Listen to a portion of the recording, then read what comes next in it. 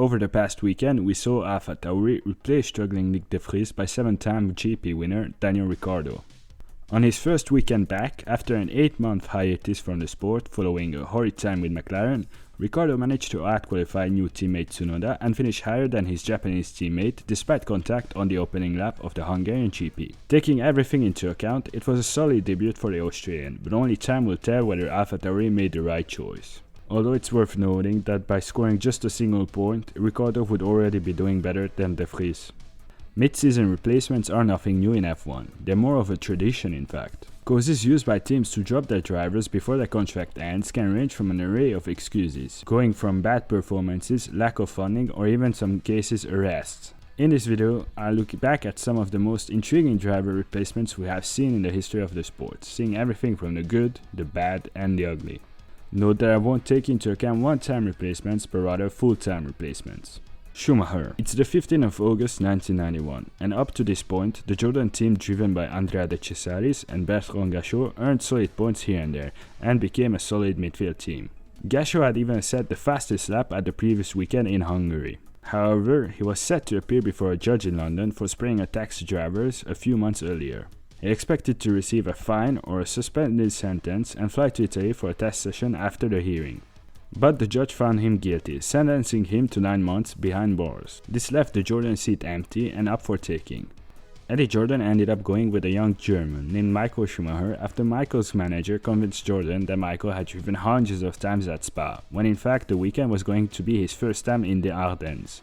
Despite the odds stacked against him and paired up with a much more experienced teammate in De Cesaris, Michael managed to qualify 7th, 2 rows ahead of his teammate. His Sunday race wouldn't go as well as the Michael had to retire on the opening lap, but he still made an impression on the grid over the weekend. Jordan had a verbal agreement with Schumacher, stating that the German would stand for them for the rest of the season after Spa. However, another player jumped in. Time to introduce Roberto Moreno and Benetton. Moreno was called up to Benetton for the last 2 races of the 1990 season, where he impressed the team by notably scoring a podium at Suzuka that earned himself a drive for the 1991 season with Benetton. However, he struggled to match the pace of teammate Nelson Piquet in 1991, and Benetton was looking to replace him. Roberto Moreno scored 4th in the chaotic Belgian GP, but that proved to be his last race for Benetton, as the team swapped him for the race to send Schumacher. This meant that Schumacher was going to drive for Benetton, while Moreno would take up the empty seat at Jordan. The swap didn't work out on Jordan's side, as Moreno only raced twice for the Irish team. He would go on to race for 2 more seasons at the back of the grid before leaving F1 for the US. And as far as Schumacher, well, we all know how it turned out. He won the 1992 Belgian GP and won back-to-back championships with Benetton before moving to Ferrari.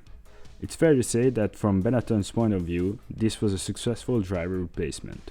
Verstappen. Red Bull aren't afraid to mix their lineup during the season if things aren't going well. I could make a video looking solely at the changes made by Red Bull, but I'll focus on what in my mind is the most successful one. One of the many advantages of having a sister team on the grid is the ability to pull and switch drivers at will. And such thing happened in 2016. The season started with Ricciardo and Kvyat lining up for Red Bull, while Toro Rosso was represented by Verstappen and Sainz. Kvyat was the surprise driver of 2015 as he was promoted to Red Bull to replace Ferrari-bound Vettel. He surprised many people around the paddock by his pace and by the fact that he could keep up and beat Ricciardo in 2015. However, at the same time, there was another Red Bull driver impressing further down the grid. Max's talent was clear for everyone to see, and Red Bull was keen to bring him to the A team. Kvyat had a weak start to his season in 2016, and despite a podium in China, crashing on the opening lap of the Russian GP would be his last outing for Red Bull. For the 5th race of the season in Spain, he was replaced by Max, while Kvyat went back down to the sister team. And the swap turned out to be successful instantly, as Max won his first race with Red Bull in Spain after the Mercs infamously crashed, becoming the youngest driver to win a Grand Prix. And the rest is history. Kvyat, on the other hand, didn't have the same happy ending. His form nosedived for 2017 and was dropped by Toro Rosso for 2018. He returned to the sport in 2019 where he scored 1 more podium in Germany, but we most likely won't ever see the Russian in the sport again. Sainz. Jurgen Palmer earned himself a drive at Renault for 2016 after becoming the 2014 F2 champion. He struggled in his first season as he scored points on a single occasion. However, Renault in general struggled and the Briton managed to keep his drive for 2017. The team improved but Palmer didn't. By the time of the Singapore GP, new teammate Hülkenberg had already 36 points next to his name, while Palmer was still looking for his first. Palmer scored a career best 6th in Singapore, but that was enough to earn him only 2 more races with Renault. He was replaced by Sainz for the US GP, who already had an agreement with Renault to drive for them in 2018. The Spaniard scored a 7th place in the US and helped the team reach 4th in the Constructors' Championship in 2018, before moving on to McLaren.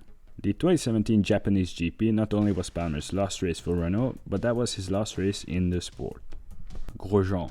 When Renault sacked the underperforming Nelson Piquet Jr., who had not scored a point in the opening 10 rounds of 2009, highly rated reserve and test driver Romain Grosjean was drafted in to partner Fernando Alonso at the Endzone squad for the remainder of the season.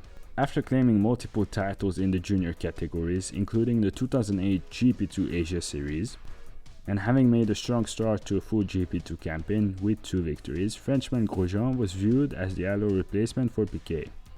But the youngster failed to better Piquet's results and was released by Renault at the end of the year, causing him to drop back into GP2. He failed to score points in any of his 7 races, with his best finish coming at the Brazilian GP, where he ended the race in 13th place. While the Renault was a really bad car, teammate Alonso still managed a podium during his time partnered up with Grosjean.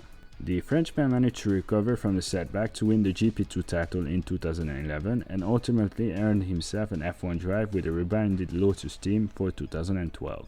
Fisichella. Ferrari's car for 2009 was far from their title-challenging one build for the 2008 season, and the bad season wasn't helped when Massa was struck by Barrichello's suspension, causing life-threatening injuries to the Brazilian.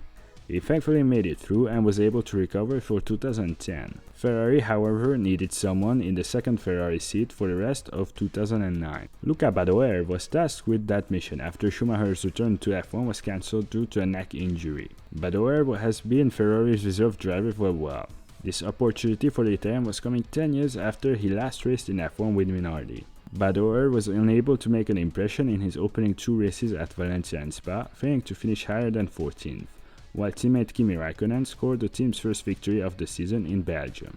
Badoer was subsequently dropped and replaced by fellow Italian Giancarlo Fisichella, who had just started at Spa for the backmarker Force India squad by claiming a sensational pole position and second place finish behind Raikkonen. But Fisichella fared little better than Badoer. He also was unable to record a single point for Ferrari in his 5-race spell at Maranello prior to Massa's return for 2010. A best result of 9th was achieved at Monza. Villeneuve. Trulli joined the new Renault team in 2002 and was partnered up with Alonso from 2003 and onwards.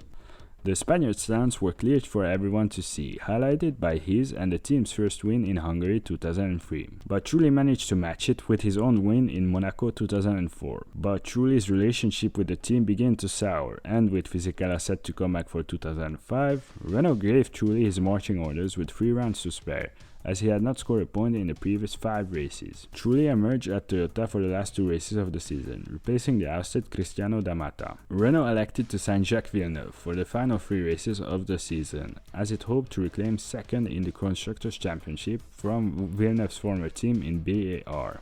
However, Villeneuve was unable to manage a single point despite the strength of the Renault R24, finishing 11th in China and 10th at both Suzuka and Interlagos. The Canadian had already secured a switch to Sauber for 2005 as Fisichella left the Swiss team to partner Alonso for both of his championship seasons. Trulli remained at Toyota for 5 seasons, claiming 7th in 2005's Drivers' Championship, but a big-budget Japanese manufacturer never got a foothold in F1 and departed at the end of 2009.